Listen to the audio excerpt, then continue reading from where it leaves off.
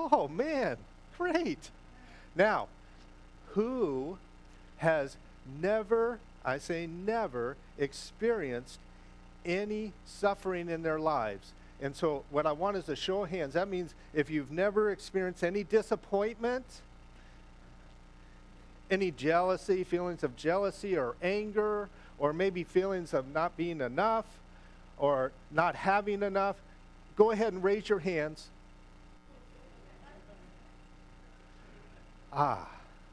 Okay, so I bring that up for a reason. Because we are all seeking greater happiness and joy in our lives. And sometimes, with this teaching and wanting to be spiritual, and to really have our lives together, we believe that there isn't any suffering, that we shouldn't be experiencing suffering. And so if we do experience suffering, that we somehow failed. We've not failed. It's part of life.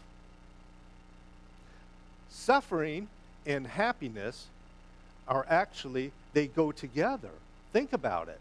Without feeling sense of suffering, there's no way that you can feel a sense of happiness and joy. It's kind of like you can't have a left side unless there's also a right side. You can't have light unless there is also darkness.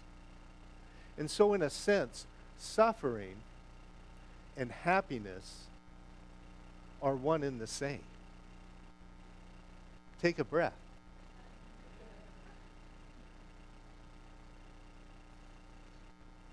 So really, the art of happiness is the art of suffering well. Right? It's about learning how to suffer. It's about learning how to identify those things, in our lives that come up, and then to address them. Okay, so I practiced this gentleman's name about 1 million times, okay? Thich Nhat Hanh. Pretty good, huh? So he states that without suffering there can be no happiness, and that suffering and happiness are one and the same. And then he wrote this incredible book. And I mean, this is one of those books, No Mud, No Lotus. Not only does it have a really cool cover, I love the colors on this, and it's shiny and stuff, but it has nice texture, it's got little bubbles on the front and stuff. Not only is it a beautiful book on the outside, the information on the inside is incredible. It's one of those books that, I'm sorry, bookstore, I'm not going to be turning it over, okay? I'm going to keep this one because it's got so much information. It's a small book, super easy read, but it's filled with just a lot of wisdom and great references. So I know this is the third week that we've been talking about No Mud, No Lotus, because that's our book of the month, right? And so I'm going to assume that y'all understand what the mud is. So who can tell me what the mud is representing? Growth? What's that? Suffering? Life experience? Very negativity, okay? And then what about the lotus? Flower, consciousness, beauty, enlightenment, purity. What's that? Isness. Demonstration. All of that is wonderful, but I'm going to give it my own, okay? So, because I'm up here, okay? So the mud is representative of the suffering that we go through. And then, of course, the lotus in Buddhist tradition means a lot of things, purity and beauty and all of that, but it also means spiritual awakening. And so what it's saying is that the mud has all the nutrients, the nourishment for the lotus, this beautiful flower. So then if we take that definition around and switch it around, that means our suffering has all the nutrients to feed our spiritual awakening. Now, I want to take a little time out here because I don't want you to think, and I was taught this by a wonderful teacher, that you have to go through suffering in order to learn. You don't. However, when you do go through suffering, there is that potential and that ability to transform that suffering into spiritual awakening and growth and expansion and happiness and joy and compassion.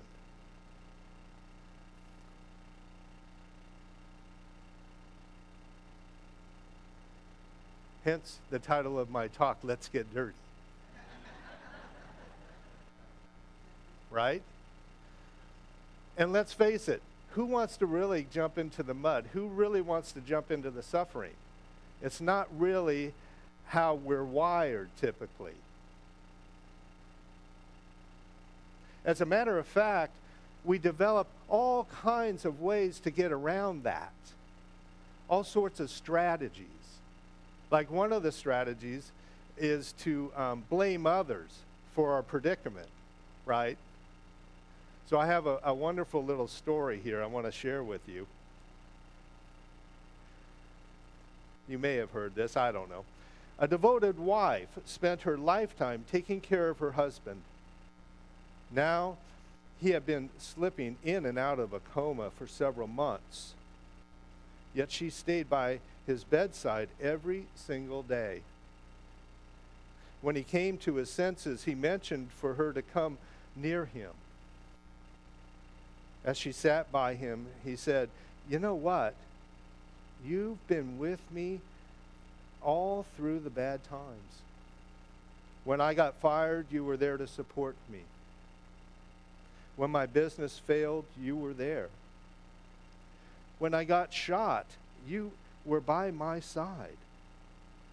When we lost the house, you gave me support.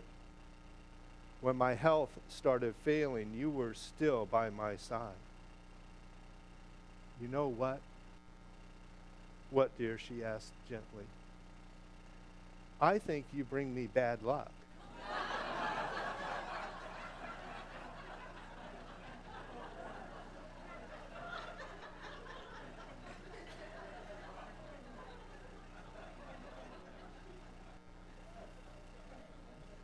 So yeah, sometimes we like to blame other people for our predicaments that we get into, right? Because it's a convenient way to not have to really deal with it. We can pawn it off on something or someone else. It's a wonderful strategy. The other thing that we tend to do is we run away from it, right? It may be in the form of relationships or what have you, or jobs or whatever it might be. Instead of dealing with what is there, we tend to run away from it and maybe go somewhere else and do another thing or meet somebody else or get out of that relationship. And I'm not talking about abusive situations. I'm really just talking about, the different things that we all have to grow and deal with, but we decide to put it off, and in so doing, we just run away from it. That's another wonderful strategy. We medicate it. And I'm not talking about prescription. I'm talking about self-medication with alcohol and drugs. And then, of course, that just compounds the situation because now we have addictive behavior that we have to deal with on top of all of the other stuff. The mud doesn't go away by ignoring it. It doesn't go away by medicating it. It doesn't go away by running away from it. We feed it. Buddha says that nothing can survive without food. So then we get into our situations and we continue to feed on that suffering. We chomp it up and we digest it and we become that victim. So we feed it and we continue to nurture it in that manner. The other ways that we mishandle the mud or our suffering, we ignore it or distract ourselves from it. And what I'd like to do is just read a little section here, because I don't know that I could say it much better here. If we try to use consumption to ignore or distract ourselves from our suffering, we end up making the suffering worse. We turn on the television, we talk or text or gossip on the phone, we get on the internet, we find ourselves in front of the refrigerator over and over again. Electronic distractions not only fail to help heal the underlying suffering, they may contain stories or images that feed our craving. Jealousy, anger, or despair. Instead of making us feel better, they numb us only briefly and then make it feel worse. To consume in order to cover up our suffering doesn't work.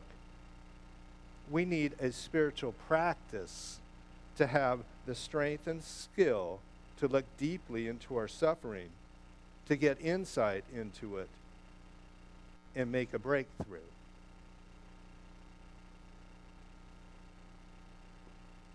And so, how should we handle these situations? How should we go about when we have these feelings, these suffering feelings?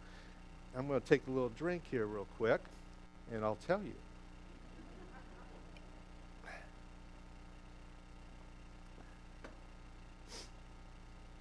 The first step is to recognize it.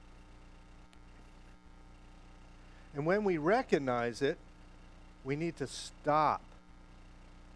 Just stop.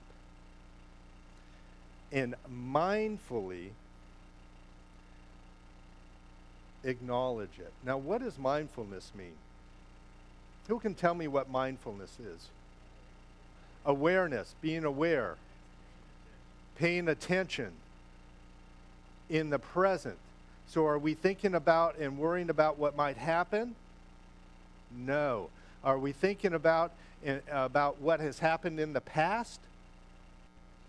We are right there with it, present with it. So, the first thing to do is to stop, to breathe mindfully. Don't run. Don't do those things that I just listed. Go right to it. And that's not that easy to do sometimes. It's not our natural way of being sometimes. It takes a certain awareness and a willingness to be able to do that. And the willingness, for me, comes from the end results.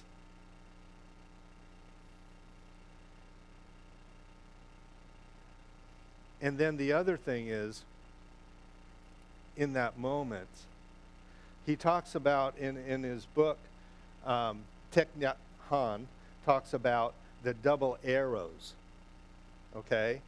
And the first arrow is whatever it is that happens to you, right? Whatever that thing is. The second arrow is a self-imposed arrow that we shoot into ourselves by not being mindful, by adding worry to it and exploding it and making it far more painful than the initial arrow. Does that register with anybody? Yeah. So that's a wonderful step, to just stop. It's easy to remember. Stop. Stop. Be mindful. Now, step 2 is to embrace it. Embrace the suffering. And so there's a wonderful example, and I know Reverend Kathy talked about it last week, and it's the idea of this crying baby. You know, when you see or hear a crying baby, our first instinct is to go and to pick it up. We're not judging it. We're not trying to fix it necessarily, to fix the problem. All we're doing is giving it love and compassion.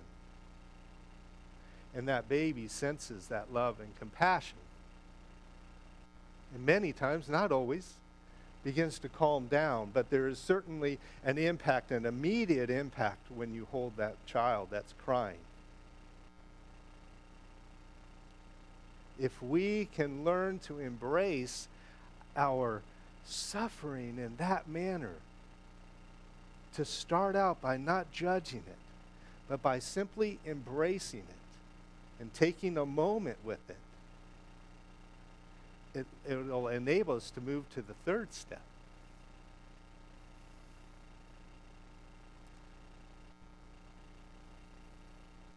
Now, a lot of times when we are in these situations, we feel like there's this mountain that we must climb to enlightenment, right? That there's this mountain that we're going to have to climb to get through this situation. And so what I'd like you to do is to think about that mountain, but to invert the mountain. Because the journey isn't a struggle up a mountain. The journey is moving inward, more deeply to our greater understanding of the situation, to our greater wisdom that is within each and every one of us. And how do we move inward? It's through our spiritual practices. It's through our daily practices, our meditations, our understanding, the work that all of us do regularly that come here. It is about moving deeply within.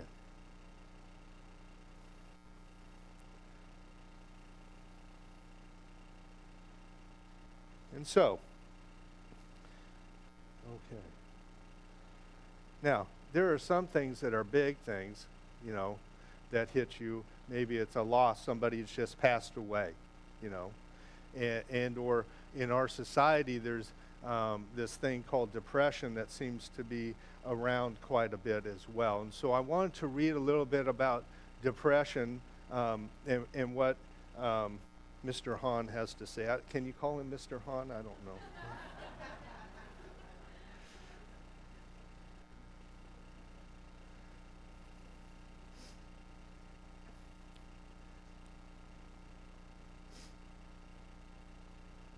Okay. Embracing our suffering may seem to be the opposite of what we want to do, especially if our suffering is very large, as with depression. Depression is one of the most widespread forms of suffering in our time. It can take away our peace, our joy, our stability, and even our ability to eat, to move about, or do simple tasks. It can seem insurmountable, and we may think that the only thing we can do is to either run from it or give in to it. But non-judgmentally recognizing and embracing this great suffering is not at all the same thing as giving in to it. Once you have offered your acknowledgement and care to this suffering, it naturally will become less penetrable and more workable. It's the embracing. And then you have the chance to look into it deeply with kindness, but still always with a solid ground of mindful breathing to support you, and find out why it has come to you.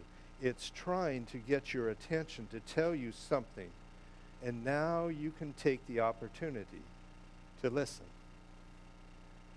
You can ask a teacher, a friend, someone to look with you. Whether alone or together with your friends, you can explore what kind of roots it has and what the nutrients and habits of consumption have been feeding your sorrow. Good book, huh? Much wisdom. And so the big stuff happens, and then smaller stuff happens too. And so I'd like to tell you a little story about orientation. Yeah, my daughter Mallory, she is going to Chico State now. And I was asked and invited to go through orientation with her.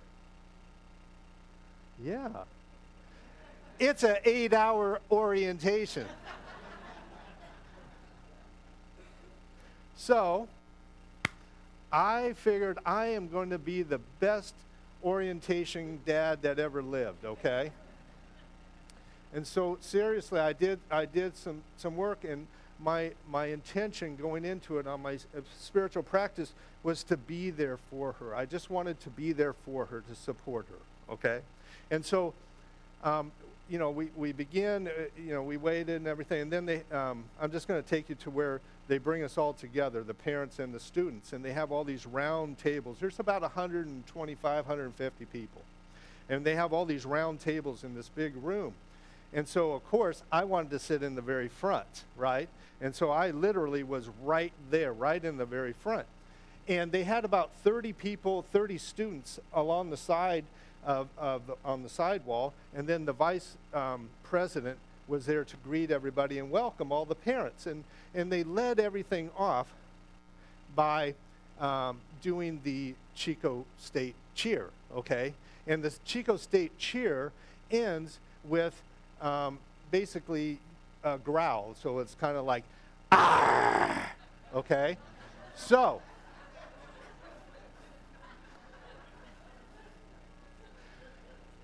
and so as we're going through this process, and I'm sitting right in the very front, I'm right there with them. I went to Chico State. I know the growl, so I'm giving it the, and the vice president sitting there. Oh, good one, Dad.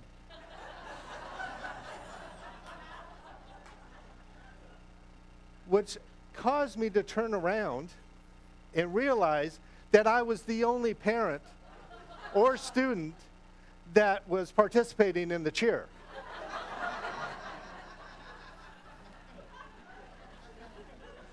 And looking over at my daughter, with her head down on the table, shaking her head.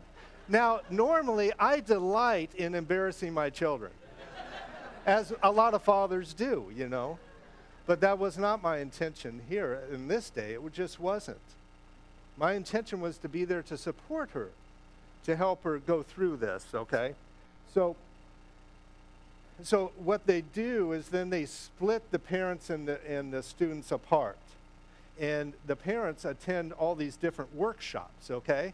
And so feeling a little muddy, okay, to be honest with you, okay, fine. You know what? I'm going to go into those workshops, and I am going to sit in the front. I'm going to take notes, and I'm going to be the best, most knowledgeable person in this whole group. That's for sure. So, and I did. And I went through every workshop, and I went through, and I took notes, and we went through the whole process.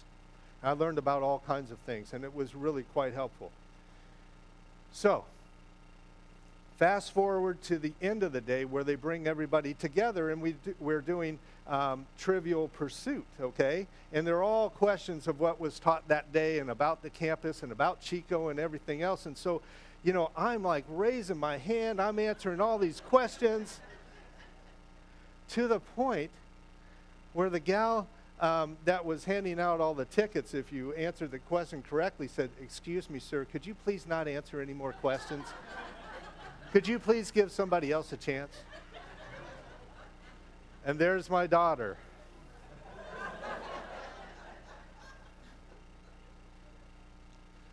So we go home. And I'm feeling a little muddy, to be honest with you. I really am. And so I decide that I'm going to really work and figure out what that sadness is about. What is it that I was feeling? So I basically took some time.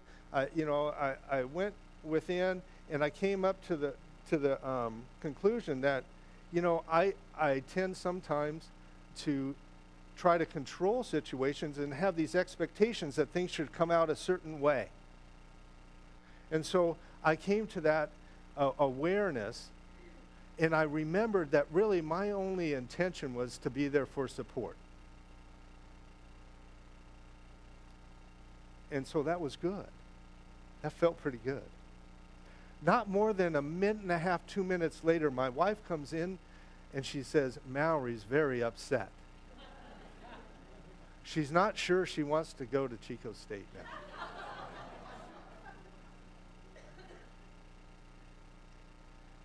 But I was in the zone. I knew what I needed to do. I needed to just listen. This was my chance to be there for her.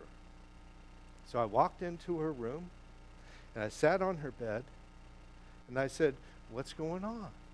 And she proceeded to tell me all the reasons why she didn't think that she should go to Chico State, that it was too much money, that I could just go to Butte College and so on and so forth. And I listened and I listened. And honestly, I wasn't trying to sell her to go one way or the other. I was just there. And then she said something. She said, "I'm not sure I can meet your expectations." Ding, ding, ding. My intuitive senses said, this is the time to say something. And so I calmly, after having that go off in my head, I calmly said, "Well, here's the deal. Why don't I share with you what my expectations are, and then you tell me if you can meet them or not." Okay. I said, "Well, since I'm paying for you to go to college, how about one of the expectations be that you go to class? Can you go to class?" She says, "Yeah. Yeah, I can go to class." I said, when you, and this is all off the cuff, okay? I said, when you go to class, they're going to give you, homework and study stuff. Can you do the homework and will you study? "Yeah, I can do the homework and study." Then I said, we learned about all these different resources at Chico State, and I mean, they have tons of them. They have counseling for all kinds of things. They have people to help you with your schedules, and they have, department heads. They have all kinds of services available to you. Will you use your resources, and including myself and your mom? Will you use your resources? "Yeah." "Well, then we're good." And she smiled. That was nice. She gave me a hug and she said, "I love you, Dad." Lotus.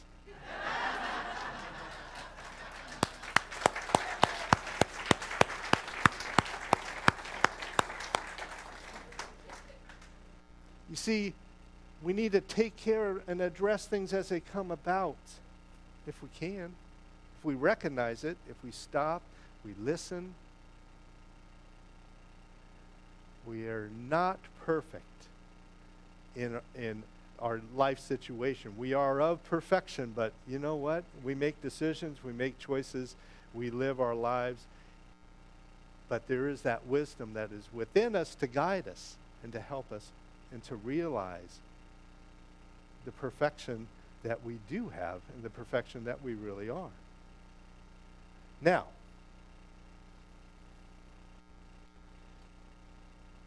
it's important that we take care of ourselves. It's important that we tend to our garden of suffering. Why? Because when we do that, it allows us to be able to be more compassionate and understanding of other people. It places us in that position where we are able to listen. So I have another story I want to share with you. This is about a young man. Well, I'm just going to read it, but I'm going to take a swig real quick.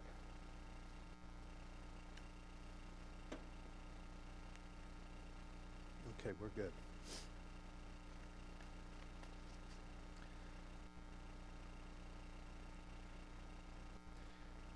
One day when I was a freshman in high school, I saw a kid from my class was walking home from school.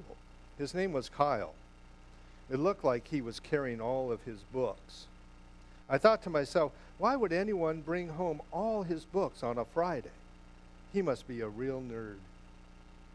I had quite a weekend planned, parties and a football game with my friends tomorrow afternoon. So I shrugged my shoulders and went on. And as I was walking by, I saw a bunch of kids running toward him.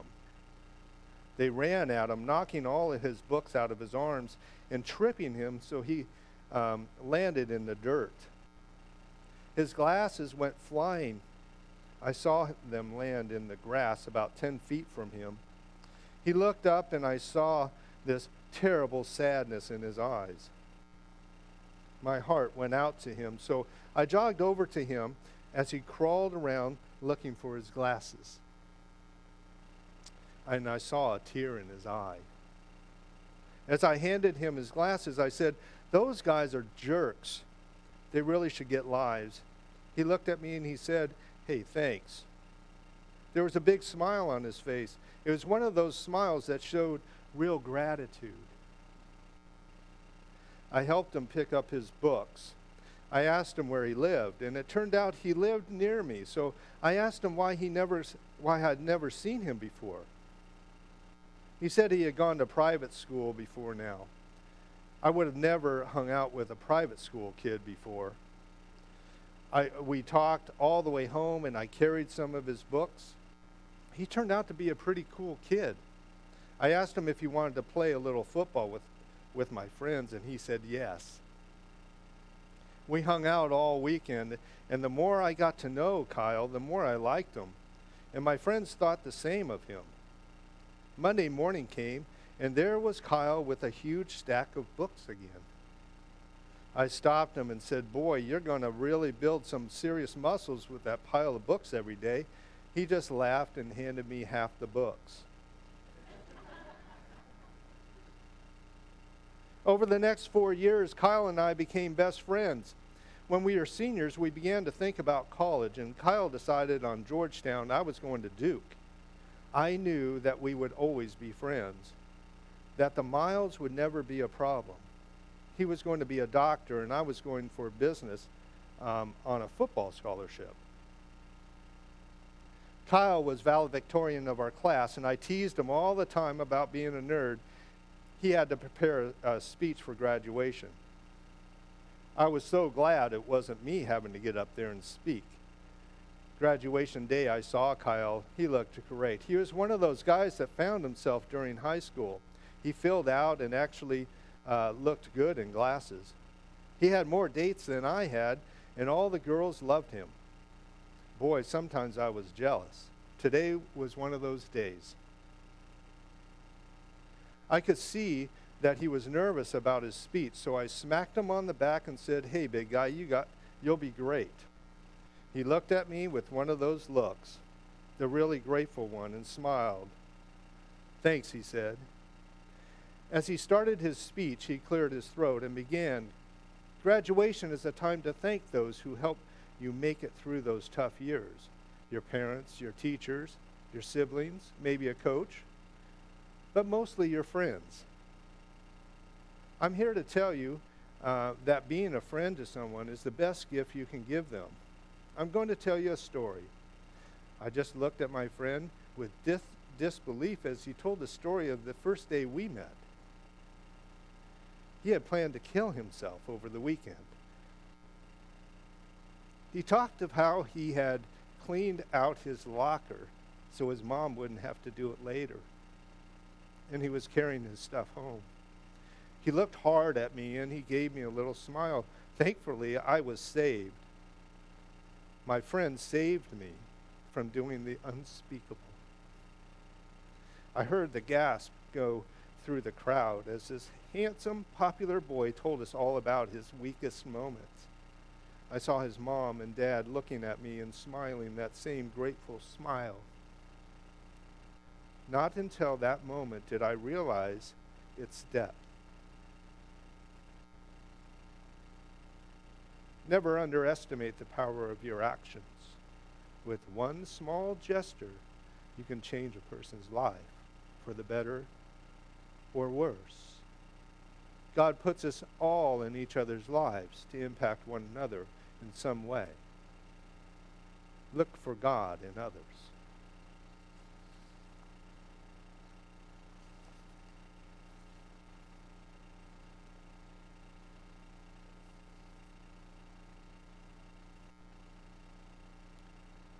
And so, our ability to do the work on ourselves allows us to be even more compassionate, aware of those around us. And Our mission as an organization is to create a world that works for everybody. What we do, our practice, it matters. It makes a difference. Namaste.